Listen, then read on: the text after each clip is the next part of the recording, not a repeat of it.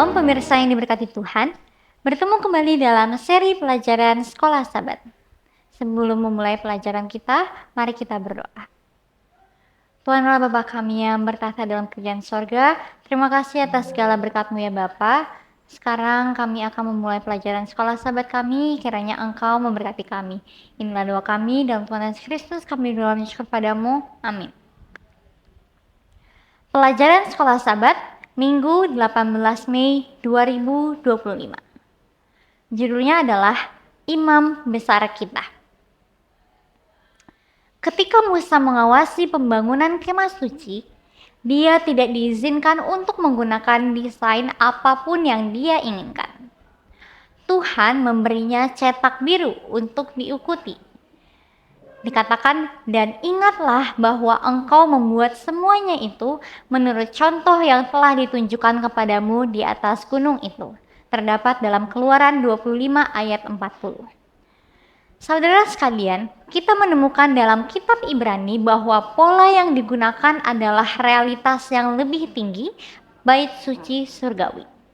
Bacalah Ibrani 9 ayat 11-15.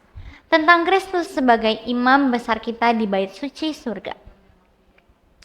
Ibrani 9 ayat 11-15 isinya, tetapi Kristus telah datang sebagai imam besar untuk hal-hal yang baik yang akan datang. Ia telah melintasi kemah yang lebih besar dan yang lebih sempurna, yang bukan dibuat oleh tangan manusia, artinya yang tidak termasuk ciptaan ini.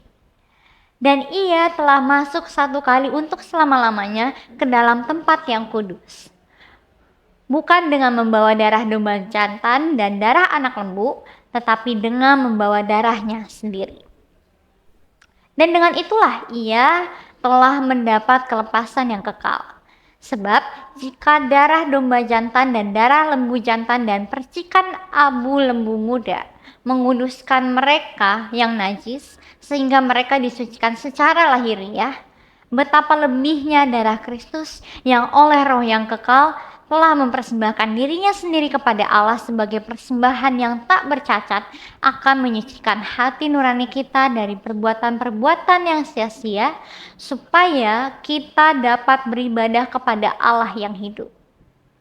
Karena itu, ia adalah pengantara dari suatu perjanjian yang baru, supaya mereka yang telah terpanggil dapat menerima bagian kekal yang dijanjikan, sebab ia telah mati untuk menebus pelanggaran-pelanggaran yang telah dilakukan selama perjanjian yang pertama. Bapak Ibu sekalian, apakah yang diajarkan ini tentang apa yang dia lakukan untuk kita? Bait suci duniawi membayangkan Yesus dengan detail yang mencengangkan, mulai dari imam dan persembahannya hingga perabotan dan detail desain lainnya.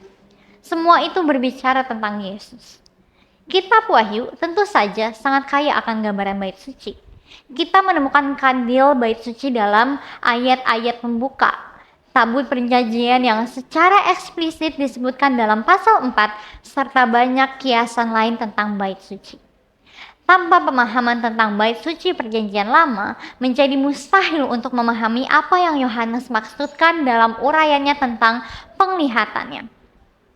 Pengalaman Israel, tulis Paulus, menimpa mereka sebagai contoh dan dituliskan untuk menjadi peringatan bagi kita yang hidup pada waktu di mana zaman akhir telah tiba. 1 Korintus 10 ayat 11.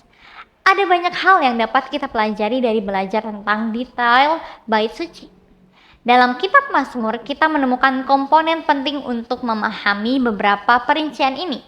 Bagaimana umat Allah secara pribadi terhubung dengan bait suci.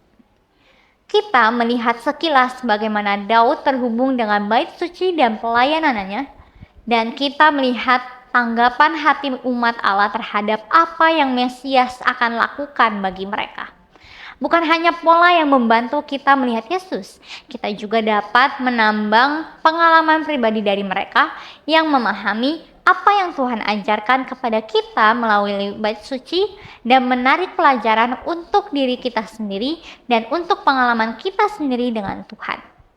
Bacalah Mazmur 122 ayat 1, nyanyian ziarah Daud Aku bersukacita ketika dikatakan orang kepadaku, mari kita pergi ke rumah Tuhan. Yang ayat yang kedua, sekarang kaki kami berdiri di pintu gerbangmu, hai Yerusalem. Hai Yerusalem yang telah didirikan sebagai kota yang bersambung rapat, kemana suku-suku berziarah, yakni suku-suku Tuhan, untuk bersyukur kepada nama Tuhan sesuai dengan peraturan bagi Israel. Sebab di sanalah ditaruh kursi-kursi pengadilan, kursi-kursi milik keluarga Raja Daud. Berdoalah untuk kesejahteraan Yerusalem. Biarlah orang-orang yang mencintaimu mendapat sentosa. Biarlah kesejahteraan ada di lingkungan tembokmu dan sentosa di dalam purimu. Oleh karena saudara-saudaraku dan teman-temanku, aku hendak mengucapkan semoga kesejahteraan ada di dalammu. Oleh karena Tuhan Allah kita, aku hendak mencari kebaikan bagimu. Meskipun kita tidak dapat secara harfiah pergi ke rumah Tuhan di dunia, tidak ada di sana, dan bahkan jika dibangun di tempat yang sama, itu tidak ada artinya. Unsur-unsur apakah yang ditemukan dalam Mazmur ini yang dapat mendorong kita tentang apa yang telah Kristus lakukan untuk kita? Perhatikan tema-tema perdamaian, keamanan, pujian, dan penghakiman. Tuhan memberkati. Kita berdoa. Tuhan Allah Bapa kami yang bertata dalam kerajaan sorga, terima kasih atas segala berkat-Mu ya Bapa. Sekarang kami telah menyelesaikan pembelajaran kami. Kiranya Engkau memberkati kami agar dapat kami lakukan dalam kehidupan kami. Tuhan berkati juga dengan pemirsa dimanapun mereka berada. Tolong memberkati mereka, jagailah mereka. Inilah doa kami dalam Tuhan Yesus Kristus. Kami berdoa dan syukur padamu. Amin.